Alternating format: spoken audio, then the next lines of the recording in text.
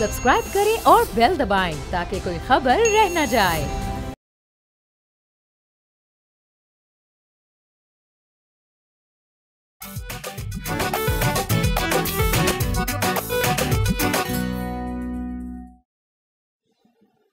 अस्सलाम वालेकुम, बोलो जनाब, मैं बहुत बहुत खुश आमदीद। मैं हूं असद निज़ामी, मेरे साथ हैं अली आफ्ताब। सर क्या हाल है? सर हाल आपके सामने ही है कि अभी तक पानी जहाँ पर खड़ा है वो कुछ जगहों पर वाटर लेवल नीचे उसका जा रहा है, लेकिन साथ में बारिश का सिलसिला भी पूरे मुल्क में जारी और सारी है। ख़ास तौर पे अगर आप साउथ पंजाब की बात करें तो वहाँ पर बारिश इस वक्त भी हो रही है। गुजरात का अभी हुकूमत ने एक अल्टीमेटम दिया है कि जी वो हम काफ़ी एरियाज़ हमने क्लियर करवाए हैं, लेकिन बिल्कुल गुजरात को पानी ख़त्म करने में अभी 48 घंटे और लगेंगे। सो गुड्डू बिराज वगैरह की आप अभी देख रहे होंगे, अपडेट्स आ रही होंगी। सो जो पानी इस वक्त जा रहा है सिंध की तरफ, वो किसी तरफ कोई 4 लाख क्यूसेक फीट है, किसी तरफ 5 लाख क्यूसेक फीट है। तो बस दुआएं हैं कि किसी तरह से मामलात जो है जल्दी सेटल हो जाएं। अभी मैं पढ़ रहा था कि जापान ने कोई 245 किलोमीटर लंबी दीवार बनाई है और कोई 9 मिलियन ट्रीज़ प्लांट किए हैं सुनामी के लिए। तो हमें भी अब जो है ये तो जिस मरहले में से हम गुजर रहे हैं इसमें से तो गुजरना पड़ेगा, लेकिन उसके साथ अब कोई लॉन्ग टर्म प्लानिंग पर भी काम करना पड़ेगा। बिल्कुल लॉन्ग टर्म। आपने सर गुजरात का जिक्र किया, साउथ पंजाब का किया, मुल्तान की हद तक मामलात ऐसे हैं कि वहाँ पे भी पानी जो है कुछ जगहों पे मौजूद है, गुजर रहा है वहाँ से टुवर्ड्स साउथ और नीचे अब सिंध की तरफ दाखिल होगा। एक अफसोसनाक वाक़या जो मुल्तान में ही पेश है कि एक जो बोट है वो कैप्साइज़ कर गई, उसके अंदर 4 बच्चे और एक अडल्ट आई थिंक जो है वो जाँ बहक हुए। और ये अब रेस्क्यू एफर्ट्स भी सर हम बड़ा इसको लाइटली लेते हैं कि ये एक ना बड़ा मुश्किल अमल होता है और हमें उनको सेलिब्रेट करना चाहिए जो काम कर रहे हैं यहाँ पे, और जो जिन्होंने जानें खोई हैं उनको भी आपको अप्रिशिएट करना चाहिए कि वो किस किस मरले से गुजर के इस सारी चीज़ को कर रही हैं। और ये नॉन स्टॉप है, मतलब किसी ने ये नहीं सोचना कि जी पिछले 10-12 दिन में जी जहाँ जहाँ मामला ठीक हो गए हैं वहाँ कुछ नहीं हो रहा। ये ऑन गोइंग एफर्ट होती है। तो गुजरात का आपने जिक्र किया, गुजरात के अंदर पानी का जिस नौयत का वहाँ पे एक पानी खड़ा हुआ है, वहाँ पे जो लोग हैं वो बड़े डिस्प्लेस्ड हैं। और अभी मैंने वीडियो भी देखी थी कि मरियम नवाज साहिबा जो हैं वो एक जगह थी और वहाँ पे एक खातून उनको बता रही थी कि यहाँ पे सूरज सिस्टम कितना बुरा है, कि इतने सालों में यहाँ पे सूरज सिस्टम नॉन एग्जिस्टेंट है। तो उन्होंने फिर खैर उस वीडियो में तो ये कहा कि जैसे ये पानी ज़रा नीचे जाता है और पीछे की तरफ जाता है या वापस जाता है तो पंजाब की तमाम मशीनरी जो है उसको हम गुजरात में रिलोकेट करके ठीक करेंगे। तो ये तो देखिए ना, अच्छी बात है, करनी चाहिए, लेकिन गुजरात तो एक शहर है जिसकी निशानदेही होगी। ऐसे दीगर और बहुत बड़े शहर हैं जहाँ पे फ़र्ज़ करें इतनी बारिश नहीं हुई या वहाँ पे सैलाब जो है वहाँ पे नहीं पहुँचा, लेकिन वहाँ पे की भी सूरज जो है वो शायद लाहौर जैसी ना हो, बिल्कुल भी नहीं होगी। तो उन सब जगहों को भी आपको बिफोर क्राइसिस हो, ये तो गुजरात में क्राइसिस हुआ तो ये बात सामने आई ना हुआ तो मेरे ख्याल में ये बात ना हो रही होती भी। तो गुजरात में सारी चीज़ें हो रही है, तो मेरे ख्याल में पूरे पंजाब के अंदर जिन जिन जगहों पर ये खदशात हैं कि जी यहाँ पे पानी बहुत ज़्यादा खड़ा हो सकता है और माली नुकसान, जानी नुकसान हो सकता है, तो उसको ठीक करना चाहिए। बिल्कुल सर, ये अभी लाहौर की आप बार बार मिसाल दे रहे हैं। लाहौर में 319 किलोमीटर पे जो सीवरेज लाइंस बिछी हैं वो भी इसी हुकूमत ने, मरियम नवाज साहिबा के दौर में ही हुई हैं। तो अगर वो ना हुई होती तो लाहौर का मंजर भी इससे बहुत मुख्तलिफ होता है जो कि आप इस वक्त देख रहे हैं। तो इस पे अगेन अप्रिशिएट करना चाहिए, लेकिन दूसरी तरफ हमें अगेन ये कोई बहुत लॉन्ग टर्म चीज़ नहीं है। आप बाकी दुनिया में देखें जो मेट्रोपॉलिटन्स होते हैं उसमें अंडरग्राउंड पूरा शहर होता है सीवरेज के लिए। हमने 6 फुट के पाइप डाले हैं। जिस तरह से लाहौर फैल रहा है, मतलब लाहौर की कोई एक कोना भी ऐसा नहीं है जहाँ से वो एक्सपैंड ना कर रहा हो। हम छोटे शहरों में सहूलियात नहीं दे पाते, हम रूरल एरियाज़ में बिल्कुल सहूलियात नहीं दे पा रहे। हमारे जो शहर हैं वो, मतलब लाहौर तो जाहिर है पूरे मुल्क से लाहौर में लोग आ रहे हैं, लेकिन आप वैसे भी अगर कोई डाटा निकलवाएंगे तो आपको अंदाज़ा होगा कि अर्बनाइजेशन बहुत तेज़ी से हो रही है। अब वो क्यों इस तेज़ी से हो रही है, इसका ज़ाहिर है एक वजह तो ये है कि हम जो रूरल एरियाज़ हैं वहाँ पे सहूलतें नहीं प्रोवाइड कर पा रहे। ज़ाहिर है जो लोग कहीं भी रहते हैं उनको 3-4 बड़ी बेसिक किस्म की चीज़ें चाहिए। एक उनको ज़रिया मुआश, दूसरा उनको अस्पताल, तीसरा उनको स्कूल। जहाँ पर ये नहीं होगा और जिसके पास भी मीन्स होंगे या जिसके पास कुछ बेच बेचने के लिए होगा वो वहाँ से बेचेगा और करीब तरीन ऐसी जगह पर जाएगा जहाँ पे उसको ये 3 चीज़ें मैसर हों। अब आपकी कोई प्लानिंग नहीं है कि कोई शहर अगर बड़ा होगा तो किस तरह से होगा। यहाँ पे अगेन जिसका दिल करता है वो, हम अक्सर बात करते हैं, सोसाइटी काट लेता है, जिसका दिल करता है वो घर बनाना शुरू कर देता है या कमर्शियल बिल्डिंग्स बनानी शुरू कर देता है। आप बाकी दुनिया में जोनिंग होती है, बाकी दुनिया में आपको बड़ी परमिशंस लेनी पड़ती हैं, बाकी दुनिया में मतलब अमेरिका वगैरह में तो यहाँ तक कि अब जब अमेज़ॉन ने अनाउंस किया कि वो फेयरफैक्स आ रहे हैं अपना हेड ऑफिस लेके, तो फिर सरकार ने कहा कि हाँ अब जो है अगर उनका हेड ऑफिस आ रहा है तो 50,000 जॉब्स क्रिएट होंगी, 50,000 जॉब्स क्रिएट होंगी, तो हमें इतने नई हाउसिंग चाहिए। तो इतने अरसे से जो वहाँ पे बैन लगा हुआ था कि मज़ीद कंस्ट्रक्शन नहीं हो सकती, अब उन्होंने इजाज़त दी है कि चलें आप कर लें। सो इस तरह से शहर चलते हैं। यहाँ पर हमारे यहाँ पे हैज़र्डली हमने प्राइवेट सेक्टर को पकड़ाया हुआ है। मतलब अगेन हम एक तरफ से ये भी चाहते हैं कि प्राइवेट सेक्टर हमारा तरक्की करे, थ्राइव करे। पूरी दुनिया में तरक्की वही उन्हीं की वजह से होती है, लेकिन बहरहाल हुकूमती एक ओवरसाइट भी ज़रूरी होती है, रूल्स एंड रेगुलेशंस भी ज़रूरी होते हैं। यहाँ पर हमें ये भी पता है कि जब एक प्राइवेट सेक्टर का एक प्रोजेक्ट है जो कि बिल्कुल लिजिट है, जिसमें कोई आपको क्लाइमेट से या और किसी चीज़ से ख़तरा नहीं है, रेड टेपिज्म इतना है कि उसको नहीं होने दिया जाता है। दूसरी तरफ बड़ी बड़ी ख़तरनाक चीज़ होती है और हमें पता है कि कुछ सेटिंग हो जाती है सरकार के साथ और वो उसको ग्रीन सिग्नल मिल जाता है। सो अब हमने फर्स्ट हैंड अगेन 2022 का भी आप जिक्र करते हैं, उसमें होता है जी सिंध में आया था, वो 2011 का जिक्र करते हैं जी फलानी जगह आया था। अब ये वाला जो सैलाब आया ना नेशनल लेवल, इसमें मेरे ख्याल में पूरा पाकिस्तान मुतासिर हो रहा है, हुआ है। अब कम से कम होश के नाखून लें और कुछ थोड़ा सा लॉन्ग टर्म सोचें। बिल्कुल लॉन्ग टर्म सोचिए। और सर एक और आई थिंक इसकी जो बुनियाद है ना, बुनियादी तौर पे सोच जो है वो तब्दील होने की ज़रूरत है, आवाम की भी और गवर्नमेंट की ख़ास तौर पे। और वो ये कि जी पानी जो है ना, पानी से पंगा लेना कोई अक्लमंदी का काम नहीं है। देखिए ये दरिया जो हैं और ये हमारे सारे ये पता नहीं कितने सालों से, 100 सालों से यहाँ पे मौजूद है और उनका एक नेचुरल फ़्लो पैटर्न है। आपकी जो ऊपर इंडिया से जो हायर है एपेरियन है पाकिस्तान और बाकी नीचे तक, इसका एक तरीका बना हुआ है। एक है जी कि इसने जाना ही जाना है यहाँ से, जो मर्ज़ी कर लें। लेकिन जो बात थी ना कि जी इंडिया ने फिर जारियत का मुजाहरा किया है कि जी उन्होंने पानी बंद करके रखा, छोड़ दिया उन्होंने पानी, तो देखिए ये तो कॉन्ट्रडिक्टरी होगी ना कि एक तरफ उन्होंने रोक के रखा हुआ था, हम कह रहे थे कि ये जारियत है, वो तो थी जारी, वो तो उन्होंने कहा था, लेकिन उनको छोड़ना पड़ा जो है ना, ये बड़ी एक ज़रूरी स्टेटमेंट है। क्योंकि उनको क्यों छोड़ना पड़ा? क्योंकि उनके जो डैम्स हैं जो कि बिलियंस ऑफ रुपीज़ उन्होंने लगाए हुए हैं, वो उनको तोड़ तो नहीं सकते कि बदी पानी खड़ा करें कि हमने पाकिस्तान को पानी नहीं देना। उन्होंने अपने स्पिलवेज खोले और वो पानी सारा आया वहाँ पे। मतलब वो एक कंट्रीब्यूटरी फैक्टर ज़रूर है, लेकिन अनप्रेसिडेंटेड किस्म की बारिशें होंगी और पानी इकट्ठा होगा, ग्लेशियर मेल्टिंग होगी तो पानी इकट्ठा होता रहेगा। और वो डैम जो है उसका कोई हल तो नहीं है ना। ये जो इस वक्त एक 2 किस्म के स्कूल्स ऑफ थॉट हैं, जिसमें से दूसरा वाला जो है वो ज़्यादा मेरे ख्याल में मुकद्दस और ठीक है। एक तो ये कि डैम बना लें कि डैम से बड़ा हल हो जाएगा मसला, ये बात अब मेरे ख्याल में टू लिटिल टू लेट वाली हो चुकी है। और जो दूसरा है कि जी लेट द रिवर फ्लो वाला, जो आप सबसे सुन रहे होंगे, आज बड़े लोग टीवी के ऊपर बैठ के भी सोशल मीडिया पे बात कर रहे हैं। अब गवर्नमेंट जो है वो इसमें से किसको अपनाती है? इस वक्त तो लग रहा है गवर्नमेंट जो है वो डैम्स के मूड में है। अब आई डोंट थिंक कि ये कोई अक्लमंदी की चीज़ है, क्योंकि जितने तमाम एक्सपर्ट जिनको मैंने सुना है, और वो वाकई में एक्सपर्ट और अपनी ज़िंदगियाँ डेडिकेट की हुई हैं इस फील्ड में, वो तो कहते हैं जी अब डैम कहाँ बनाएंगे आप, नंबर 1। और दूसरा, अगर बना भी लेंगे तो आप छोटे साइज़ के बना सकते हैं। उनसे इस किस्म की कैलेमिटी जो है इन फ्यूचर अल्लाह ना करे हो, फ़र्ज़ कर होती है, उसे डैम ने कुछ नहीं करना, डैम तो खोलना है आपने। जो रिवर फ्लो वाली बात है ना, उसके अंदर बहुत एक एलिमेंटल जो चीज़ है वो ये है कि आप जिन इलाकों से रिवर ने फ़्लो करना है उन इलाकों को अलहदा कर दें उस चीज़ से। वो एक अंडरस्टूड चीज़ है कि जी अगर 2, 4, 5 साल रिवर ने उस इंटेंसिटी से फ़्लो नहीं किया, इसका ये मतलब नहीं है कि वो नहीं करेगा।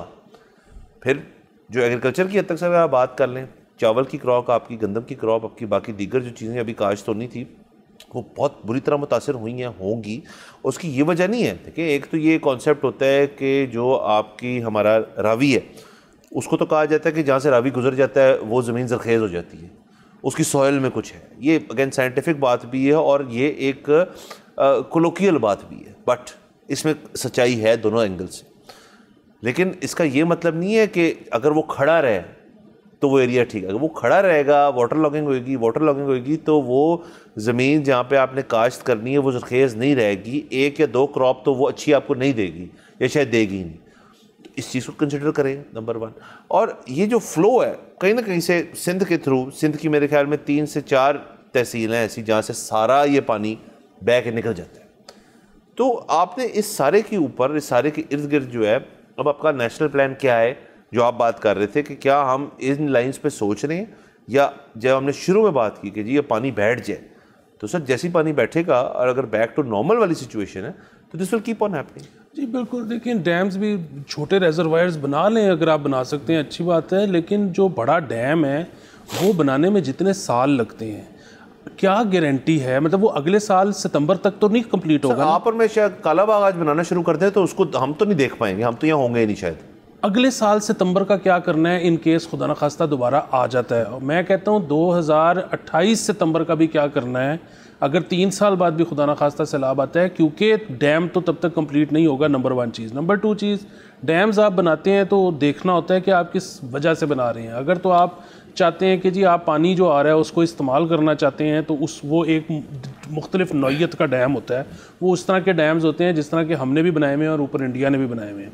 अगर आप फ्लड से बचने के लिए डैम बनाते हो तो उस डैम को तो खाली रखना पड़ता है, वो इस मकसद के लिए होता ही नहीं कि वो भरेगा और फिर इस तरह आप छोड़ें। सो ये बहुत टेक्निकलिटीज़ हैं। अगेन हमारी हुकूमती मशीनरी इस वक्त बिज़ी है रेस्क्यू में, लोगों को चीज़ें पहुंचाने में, फ़ाइन, लेकिन हमारे एकेडमिक्स जो हैं, हमारे जो वाटर एक्सपर्ट्स हैं वो तो फ्री हैं ना, और वो कर भी रहे हैं काम, लेकिन हुकूमत ने उनको कोई प्लेटफॉर्म नहीं दिया हुआ। वो बस अपने तय काम करते हैं, या वो ADB के लिए करते हैं या वो वर्ल्ड बैंक के लिए करते हैं। वो अपनी सिफारिशात जो हैं वो आके शेयर कर देते हैं, मेरे आप जैसे लोग सुन लेते हैं, हमें आधी बातें समझ आती हैं, आधी बातें समझ नहीं आती।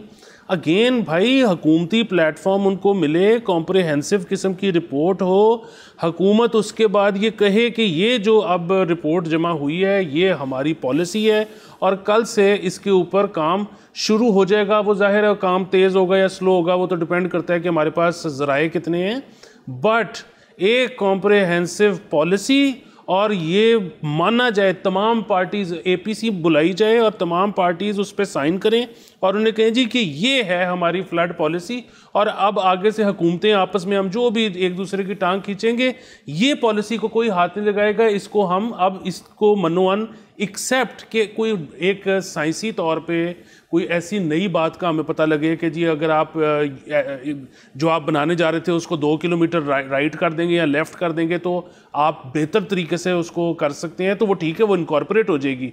बट जो मोटे मोटे मेन पॉइंट्स हैं वो वैसे ही रहने चाहिए जो कि आज बनाए जाएं। बिल्कुल सर, अगेन ये एक पार्टीज़ की तरफ से भी अगर आप देख लें तो इस पर्टिकुलर क्राइसिस पे अल्लाह का शुक्र है बड़ी कम सियासत हुई डेफिनेटली हुई। सिंधी पंजाबी भी इसके अंदर हुआ, बहुत चीज़ें हुई। कुछ अजीबोगरीब लोगों ने जो था वो हमारे जो सिंधी भाई बहन हैं उनको टारगेट करके बड़ी नाजेबा किस्म की गुफ्तगू की कि आप तो हैं ही ऐसे और आप देखें कितना पानी आ रहा है, आप रखें आप पानी। गलत बात, फजूल बात। इसमें ना सेक्ट है, ना रेस है, ना इसके अंदर किसी किस्म की आपकी पार्टीबाजी है कुछ। ये जैसे हमने कहा ये एक नेशनल इशू है, इसके अंदर तमाम पार्टीज़ को एक पेज पे आना पड़ेगा, जो कि मेरे ख्याल में पार्टी के अंदर जो संजीदा लोग हैं, पार्टी आपको पता है गैर संजीदा लोग भी बहुत ज़्यादा होते हैं, ज़्यादा ही होते हैं, बल्कि संजीदा लोग कम होते हैं, लेकिन जो संजीदा लोग हैं अगर तो वो शॉर्ट्स कॉल कर रहे हैं पार्टीज़ के अंदर, तो मेरे ख्याल में इस चीज़ पे अब आना पड़ेगा। और अगर आपको ये है कि जी यहाँ पे हम जी टर्निंग पॉइंट ये था कि जी पानी जो है वो आधा फुट रह गया है कुछ जगहों पे और बैक टू नॉर्मेलिटी जो है ज़िंदगी पहुँच गई है, तो अब now let's go back to बाकी चीज़ें जो है। आई एम सॉरी बट ये अगर आप करेंगे तो हम तो याद रखेंगे, जो लोग मुतासर हुए हैं वो भी याद रखेंगे, उनकी जनरेशन इस चीज़ को याद रखेंगी, तो इस चीज़ को मद्देनज़र रखें। और दूसरा, अब से आइंदा तक अगर पंजाब, सिंध, KP तमाम जो सूबे हैं आपके, किसी भी शहर के अंदर डेवलपमेंट जो है वो हो रही है कि जी सड़कें बना देते हैं और ढेर सारी हम यहाँ पे अंडर पासेस, ओवर पासेस और ये चीज़ें कर लेते हैं, तो मेरे ख्याल में ये ज़रा ज़्यादती है। अब आपके कोई ऐसा शहर नहीं रहा बड़ा जहाँ पे पानी नहीं आया या पानी से वो मुतासर नहीं हुए, तो आपका फोकस जो है, प्रोजेक्ट्स जो है, वो मेंटालिटी ही चेंज हो जानी चाहिए। वो अब प्रोजेक्ट्स भी ओरिएंटेड होने चाहिए कि जी यहाँ पे कभी ना कभी कोई कैटास्ट्रॉफिक मामला क्रिएट हो सकते हैं। जी बिल्कुल। फिर एक और जो इस वक्त मुद्दा चल रहा है वो इस चीज़ पर है कि जो खाना डिस्ट्रीब्यूट हो रहा है मुतासरीन में, उनमें जो है वो कलर्ड फ़ोटोग्राफ लगाई जा रही है पंजाब हुकूमत और मरीम नवाज़ साहिबा की। तो उस पर बहुत सारे लोग कह रहे हैं कि ये कोई क्रैश है, ये फ़ंड खर्चा जा रहा है जिसकी ज़रूरत नहीं है, इसकी वजह से शायद टाइम भी एक्स्ट्रा लग रहा हो कि आपने हर डब्बे में पहले तस्वीर पेस्ट करनी है। सो अगेन मेरा ये ख्याल है कि हुकूमत जो होती है उसको वो कोई भी इकदाम लेती है उसका ये हक भी है कि वो अपनी तशहीर करे कि अगर काम कर रही है। ऑन दी अदर हैंड ये जो सारे पैसे हैं जो मुतासरीन को जा रहे हैं खाने की शक्ल में या किसी चीज़ में, है तो वो पब्लिक फ़ंड, कोई अपने घर से तो वो लेके नहीं आया। तो उसमें ठीक है, इन्होंने एक ये करके देखा। अब जब लोगों की तनकीद आ रही है तो इनको ज़रा रिविज़िट करना चाहिए। गवर्नमेंट ऑफ पंजाब का बस एक स्टैंप लगा दें, पता लग जाए कि फ़ूड जो है वो चेकड है, अप्रूव्ड है। बाकी अगर लोगों को अब ये बात पसंद नहीं आ रही कि उसमें इस तरह से तशहीर हो रही है, कलर्ड फोटोग्राफ्स जा रहे हैं, तो इसको भी ज़रा रिकन्सिडर करने में कोई हर्ज नहीं है। कोई हर्ज नहीं है sir. Again I don't know, मतलब रिलीफ एफर्ट जो हैं उनके अंदर आपको ये करना चाहिए नहीं करना चाहिए कि अलहदा डिबेट है, बट हाँ अगर उससे रिलीफ एफर्ट्स मुतासर हो रही हैं तो इसको ऐसे नहीं करना चाहिए। बल यहाँ पे जाना हमने ब्रेक के ऊपर, हमारे साथ रहिए।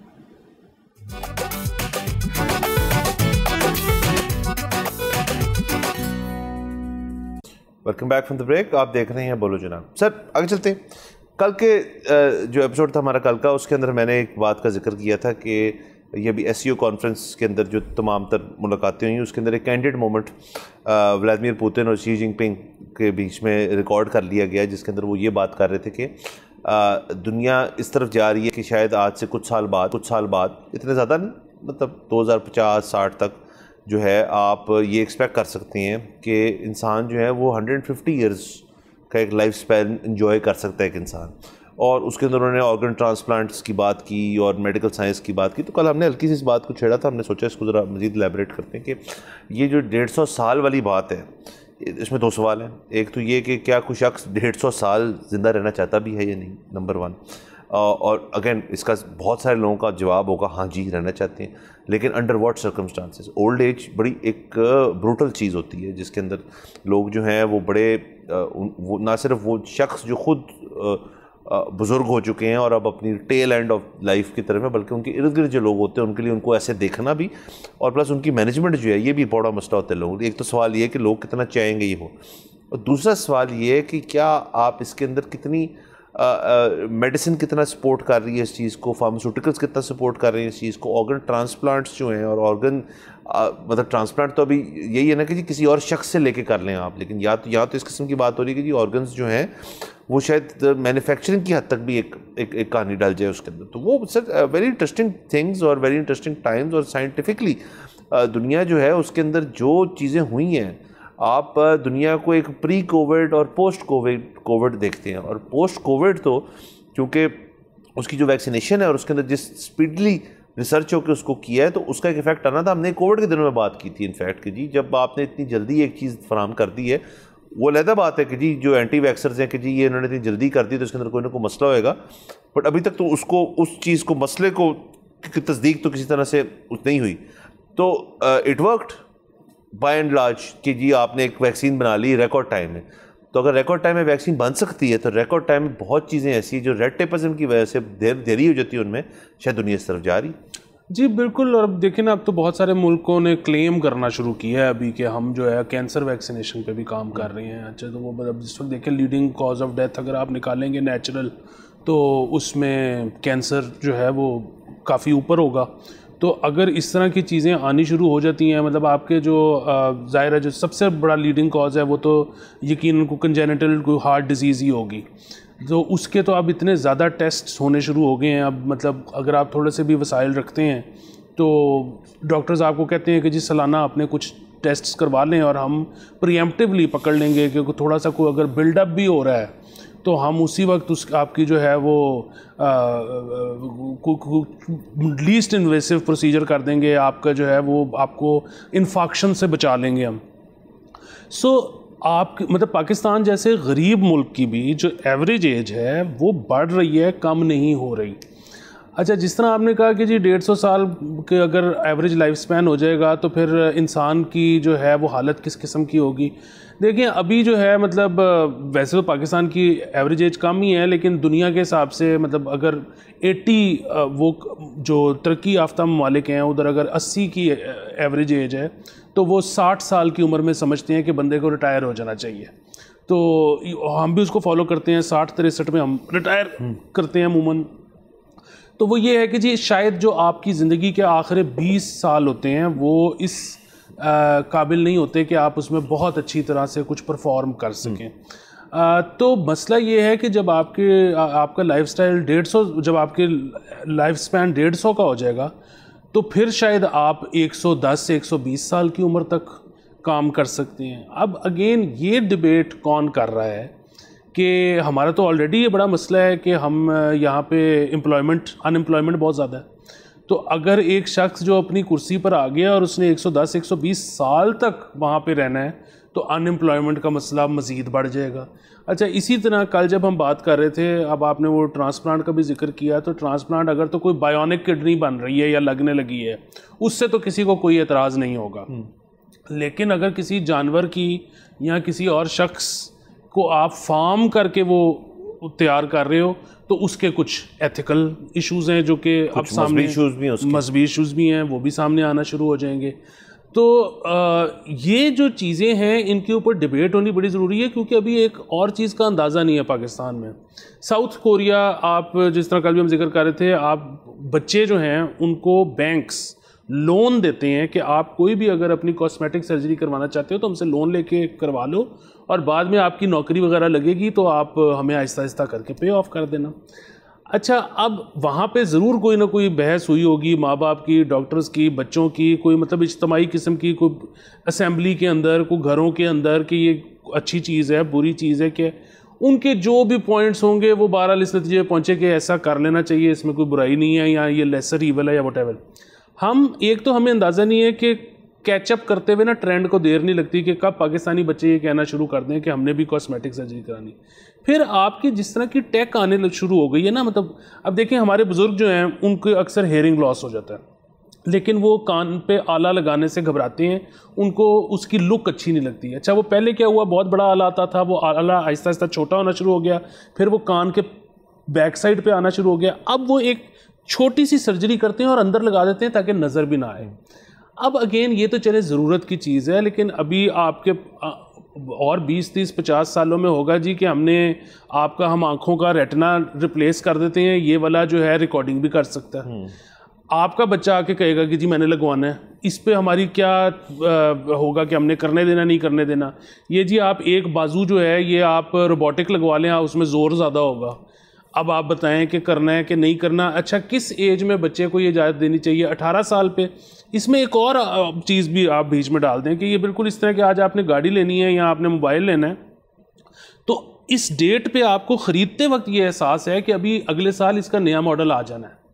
तो आप जब इतनी मेजर किस्म की सर्जरी करवा रहे हैं अपने जिस्म के साथ, और आपको ये भी पता है कि इस सर्जरी ने भी वक्त के साथ बेहतर हो जाना है, इस टेक ने भी बेहतर होना है, मैं 2 साल अगर ठहर जाऊं तो मज़ीद बेहतर चीज़ मेरे ऊपर इंस्टॉल की जा सकती है। सो अगेन ये कौन इसमें इंटरेस्टेड होंगे, कौन करवाएगा, करने देना चाहिए नहीं, इसके ऊपर यहाँ पर बात नहीं हो रही। मैं देख रहा हूँ माँ बाप अपने बच्चों से नहीं कर रहे, बच्चे माँ बाप से नहीं कर रहे। हमारे असेंबली वालों को तो यही नहीं पता कि सैलाब आएगा तो उसका क्या करना है। तो अगर आप अब दुनिया के साथ चलना चाहते हैं, हर चीज़ के ऊपर बग़ैर शर्म खाए, बग़ैर किसी जो है ना वो हिचकिचाहट के, अब घर के ऊपर बात करना शुरू करें। सर बिल्कुल, बात एक तो शुरू करें। दूसरा यहाँ पे तो सर है कि जो जब आएगी तो देख लेंगे, बट ये चीज़ ऐसी दूर नहीं है इतनी। मतलब दूर तो रिलेटिव है ना, किसी शख्स के लिए साल बहुत दूर है, किसी शख्स के लिए 10 साल बहुत करीब है, तो ये तो एक रिलेटिव चीज़ है ना। इसमें सर एक और एंगल भी है जो बड़ा स्लिपरी स्लोप है। वो ये है कि फ़र्ज़ करें आप डॉक्टर के पास जाते हैं और वो कहते हैं यार कि आपने अपना कोई खैर से 40 साल अपने लिवर के साथ ना बड़ी ज़्यादतियाँ की हैं, तो आपका लिवर जो है चल रहा है और वो चलता रहेगा। अब आप लाइफस्टाइल चेंजेस करें, ये करें, वो करें, आपका मतलब हम बचा लेंगे। अगर उसका ऑप्शन हो कि यार नया मिल रहा है, और 100% ठीक है वो, तो लाइफस्टाइल्स कितने चेंज हो जाएंगे लोगों के साथ। देखिए हार्ट, लिवर, किडनीज, लंग्स, ये सारी चीज़ें जो हैं अगर इनकी आपको रिप्लेसमेंट्स मिल जाएंगी तो लाइफस्टाइल फिर इंसान का क्या होगा। देखिए दुनिया जहान के अंदर जो भी चीज़ें मना है या बंद हैं या कहा जाता है इनसे हेल्थ के मसले हो सकते हैं, वो सारी चीज़ों को आप ना करते हैं ताकि हेल्थ बेहतर हो, या आपको कहा जा रहा है कि यार जो चीज़ उससे मुतासर होती है ना हम उसको चेंज कर देंगे आज से 50 साल बाद। तो आज जो शख्स सर फर्ज करे समवन हुज बॉर्न और जिसको पता है कि ये 50 साल में ये टेक आ जाएगा, उसका अपना लाइफस्टाइल जो है वो कितना यूनिक होगा, हमसे कितना डिफरेंट होगा, हमसे कितने उसकी चॉइसेस डिफरेंट होंगी कि भाई मैं आज से अपनी जो बुकिंग है डाल देता हूँ रिप्लेसमेंट हार्ट की, और अब दिन रात देसी घी पराठे और सब सिस्टम जो है वो ऑन है मेरा। तो लाइफस्टाइल्स आप देखें सर कितने चेंज होंगे। जो हेल्दी लिविंग वाला कॉन्सेप्ट है ये तो इसीलिए ना ताकि आप या दूसरा आपका जो ऑर्गन्स हैं वो ठीक चलें, मतलब आपका गट अपनी जगह के आपका वेट वगैरह वो एक अलग चीज़ है, बट ये सर एक लाइफस्टाइल चेंज है वाला। सर इसके ऊपर हमारे और पॉइंट्स भी, आपका पॉइंट भी इसके ऊपर लेते हैं, यहाँ जाएंगे ब्रेक के ऊपर, हमारे साथ रहिए।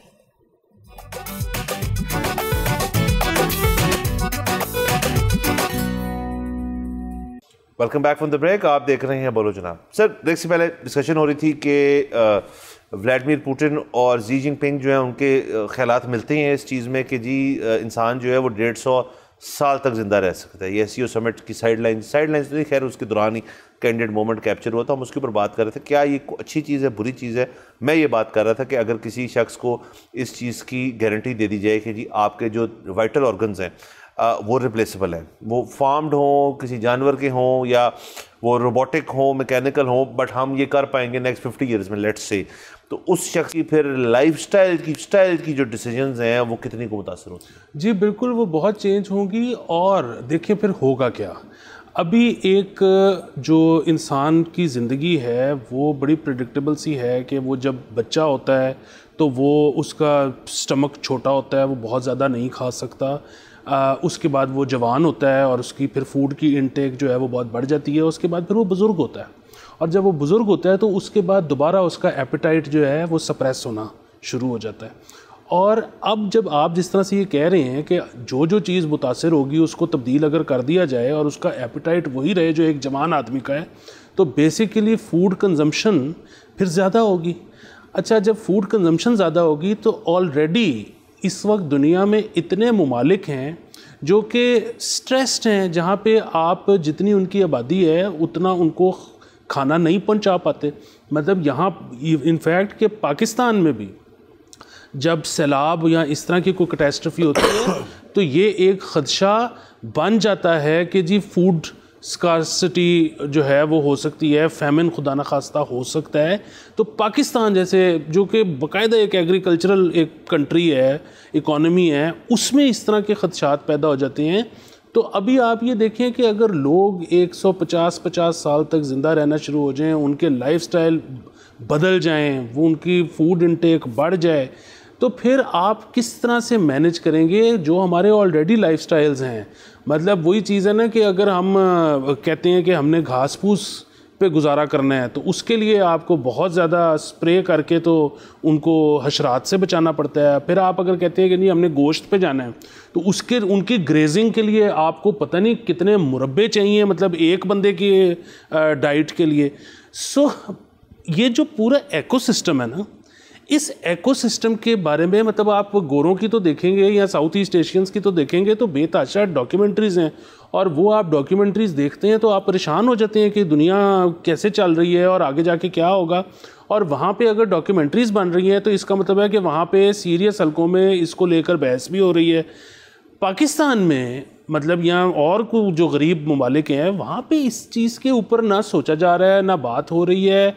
हम अपनी मतलब जब हम बात करते हैं फैमिली प्लानिंग वगैरह की, उसमें भी किसी को इस चीज़ का एहसास नहीं होता कि जी मतलब शेल्टर का क्या करेंगे, फूड का क्या करेंगे। अगेन ये बड़ी बेसिक किस्म की चीज़ें हैं जिस पे हम बात नहीं कर रहे। और आगे जैसे जैसे आबादी, ये भी देखने वाली बात है कि ठीक है बहुत सारे मुल्कों में आबादी जो है वो नहीं बढ़ रही उस तरह से, लेकिन हमारे खित्ते में तो बहरहाल बढ़ रही है। अब अगर उसके बाद डेथ्स भी स्लो होना शुरू हो जाएं तो फिर एक आउटलुक क्या होगी? मतलब मैं तो फिर वही कह रहा हूँ, शायद हम अभी बात करना शुरू करेंगे, हम 10 साल किसी कॉन्क्रीट नतीजे पे ना पहुँचे, लेकिन आज वो पहला कतरा तो गिरे ना, आज बात तो शुरू हो। सर बिल्कुल बात शुरू होनी चाहिए। अगेन ये सियासतदान वगैरह जो हैं उनका इसके ऊपर बयानिया ये है कि जी बाकी चीज़ों से फुर्सत मिलेगी तो हम इस किस्म की क्या कहना चाहिए ज़रा आउटवर्ड लुक जिसे आपने कहा उन चीज़ों के ऊपर बैठेंगे कि फ्यूचर क्या है। यहाँ तो सियासतदान का मेरे ख्याल में फ्यूचर की जो आउटलुक है वो अगला हफ्ता है या 1 महीना है, साल भी नहीं है, शायद साल तक भी शायद सोची नहीं जाती यहाँ पे। तो वो तो छोड़ दें, आपके बाकी चीज़ें वो कर लेंगे नहीं कर लेंगे। बाकी से देखें इसका एक और तरीका भी है, वो ये कि दुनिया के अंदर तमाम जो बेहतरीन ममालिक हैं, अब देखिए जो सिचुएशन है वो चेंज्ड है। अब आपका जीडीपी जो रेशियो है और आपकी जो इकोनॉमिक्स है आपकी मुल्क की, आपकी जो वेल्थ है आपकी कंट्री की, वो मैनेज नहीं, उससे आपको एक सक्सेसफुल कंट्री सिर्फ उस वजह से नहीं आप बन जाते। उस तरह से तो वेनेजुएला टाइप जगह है जहाँ पे तेल के ऐसे ऐसे रिजर्व्स हैं लेकिन वो गरीब मुल्क है। तो ये आपके नेचुरल रिसोर्सेज उनको कल्टिवेट भी कर लें और उससे आप कहते हैं पैसे ही बहुत कमा लें, वो भी नहीं मैटर करती। इस वक्त जो मुल्क जिसको आप तरक्की याफ्ता कह सकते हैं, जिन्होंने दुनिया के अंदर जो वो अपने आप को मनवाते हैं, वो उनकी रिसर्च है, वो मेडिकल रिसर्च हो जाए, वो फार्मास्यूटिकल्स में हो जाए, वो उनकी जो सीड वो लगाते हैं अपनी काश्त करते हैं जिस चीज़ से, उसकी रिसर्च हो जाए।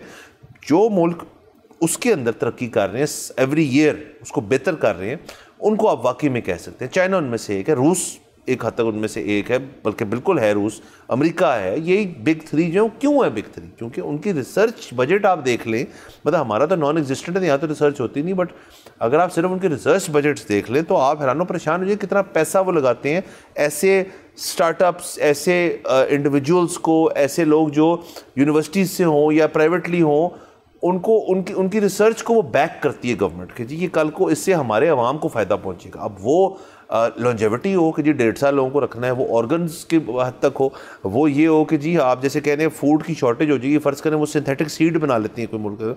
तो ये तरक्कियाँ जो हैं ये लॉन्ग टर्म सोच है। तो जब तक आप रिसर्च के अंदर नहीं आएंगे, जब तक आप अभी तक हम इधर ही बैठे रहेंगे जी कि फलाना शख्स जो है वो जेल में है तो फलाना बाहर आ जाएगा, तो फलाना बाहर चला जाएगा, तो ये हुकूमत आ जाएगी। इस सारे सिस्टम से जब तक आप अपने आप को बाहर निकाल के इस तरफ नहीं सोचेंगे तो अगेन दुनिया मज़ीद पीछे छोड़ देगी आप। सर मेरा मानना है कि इस मुल्क में इस वक्त कोई एक लीडर भी नहीं है। उसकी वजह यह है कि लीडर वो होता है जो कि अनपॉपुलर बात लोगों को समझा दे, मनवा ले। यहाँ पर सिवाय इस एक बात के जो तमाम लीडर्स कहते हैं कि जी मुल्क नाजुक दौर से गुजर रहा है, आप अपनी बेल्टें कस लें, इसके अलावा यहाँ पर कभी नहीं हुआ कि किसी लीडर ने जो एक पॉपुलर बिलीफ चल रहा हो उसको आके निगेट किया हो, लोगों को बताया हो कि देखें ऐसे नहीं होता, असल में दुनिया में ऐसे होता है और हमें ये करने की ज़रूरत है। यहाँ पर जो सियासी नारा आवाम में चल रहा होता है, जो लीडर आता है उसी का झंडा बुलंद कर देता है। सो यहाँ पर आपको सबसे पहले कोई लीडर पैदा करना पड़ेगा जो कि इतनी सकत रखता हो कि वो आवाम को आके सबसे पहले ये बता सके कि आपको आज तक जो कुछ बताया गया था वो या झूठ था या हमारी कम इल्मी थी। दुनिया ऐसे नहीं चलती, मुमालिक ऐसे तरक्की नहीं करते, अब हम फॉलो करेंगे। मतलब आपको नहीं पसंद अमेरिका उनकी पॉलिटिक्स की वजह से, आपको नहीं पसंद चाइना उनकी जमहूरी इक़्तिदार की वजह से, हमारे पास रेफरेंसेस बहुत सारे हैं। जर्मनी की बात कर लेते हैं, ठीक है, मतलब तरक्की याफ्ता मुल्क बहुत है, लेकिन जो आपको बताया जा रहा है ना, जिस चीज़ के पीछे आपको लगाया जा रहा है वो ना पहले ठीक थी ना वो आज ठीक है। हमें अब पूरा सिस्टम ओवरहॉल करना पड़ेगा। ये जो है ना कि टांका लगा के, ये टांका लगाने वाला टाइम गुजर चुका हुआ है। ये आज नहीं, ये 50 साल पहले गुजर चुका हुआ था। टांकों से काम नहीं चलना, अब आपको पूरा का पूरा इंजन दोबारा बनाना पड़ेगा। बिल्कुल सर, देखिए दुनिया में कोई ऐसा मुल्क नहीं है जिसके अपने मसले मसाइल नहीं है, वो सियासी हों, मईशी हों, बहुत चीज़ें। चाइना के अपने हैं, रूस के अपने हैं, अमेरिका के अपने, हमारे अपने, इंडिया के अपने, एवरीबडी इशू, जापान के ढेर सारे मसाइल। पॉइंट इज़ कि इन सब मुल्कों ने at some point in their history एक बुनियादी फ़ैसला लिया किसी लीडर के थ्रू या आवाम के थ्रू कि जी हमने इस चीज़ की ना बेस जो है वो सेट कर, वो मेडिकल रिसर्च हो, वो वेपन्स डेवलपमेंट हो, वो नेचुरल रिसोर्सेज की डेवलपमेंट हो, वो कुछ भी हो, वो सारों की बेस उन्होंने बहुत दहाइयों पहले बनाई हुई थी। अब उस बेस के ऊपर आप काम कर रहे हैं कि जी हमने ये चीज़ जो है और इसके अंदर आप जदीद तरीन टेक्नोलॉजी ला रहे हैं, मज़ीद बेहतर कर रहे हैं, उसके बाद आप सियासत भी खेल लें, उसके बाद आप कर लें। यहाँ सिर्फ में चीज़ उल्टी होगी ना, वो कभी बेस जो है वो बनाई नहीं, हम दूसरी तरफ जो है निकल पड़े कि जी वो तो हमसे नहीं हो पाया या हमने करना नहीं है, हमारा मौक़िफ़ नहीं है। वो जो दूसरी सारी चीज़ें हैं बाकी जो डिस्ट्रैक्ट करती हैं इस चीज़ से, उनके ऊपर हमारा भरपूर फोकस है और बड़े 77 साल से हमारा उसके ऊपर फोकस है और ऐसे ही नज़र आ रहा है कि चलता रहेगा। बिल्कुल। और यहाँ पे आप ये देखिए कि एक बेचारे गरीब आदमी को जो अपना पेट काट के अपने बच्चों को स्कूल में डालता है, यूनिवर्सिटी में डालता है, उस बेचारे को ये तक नहीं पता और ना कोई बताने वाला है कि आप अपने बच्चे को इतनी मुश्किल से पढ़ा रहे हैं तो पढ़ाना क्या है। आप अगर चाहते हैं कि आपका बच्चा कोई स्किल एक्वायर कर ले तो वो स्किल कौन सा होना चाहिए। यहाँ पर अभी तक आधे से ज़्यादा स्कूल्स और कॉलेजेस जिस किस्म का करिकुलम, जिस किस्म की फील्ड्स ऑफ़र कर रहे हैं, वो दुनिया में नापैद हो चुकी हुई हैं। यहाँ पे मैं अब नाम नहीं लेना चाहता क्योंकि लोगों के कारोबार को नुकसान पहुँचेगा, लेकिन जिस किस्म की वो डिग्रीज़ कर रहे हैं, मुझे आज तक समझ ही नहीं आया कि वो डिसिप्लिन है क्या, वो काम किस आता है। मतलब दुनिया में देखें ना कि मिडिल मैन जो है वो कम से कम होता जा रहा है, क्योंकि आपका वेंडर, आपका एंड यूज़र वो कनेक्ट कर चुके हैं because of internet, because of so many other things. आप फिर वही बिजनेस की घसी पिटी डिग्रियां करवा रहे हैं जिनका मुझे तो कोई यूज़ नज़र नहीं आता। अगेन सर ये बिल्कुल जो है ना जी, हम ब्रेन गेन होगा। ब्रेन गेन तो देखें ऐसे होगा कि आप लोगों को वो चीज़ों के लेवल पे ले आए ऑटोमेटिकली जिन लेवल पे बाकी दुनिया। बट सर ये एक वास्ट टॉपिक है, इसके अंदर हमने बहुत चीज़ें टच की हैं। आने वाले दिनों में इसको फिर से रिविजिट कर लेंगे। आज के लिए हम इजाज़त लेते हैं, अगले हफ्ते आपसे इंशाल्लाह फिर मुलाकात होगी। खुदा हाफ़िज़।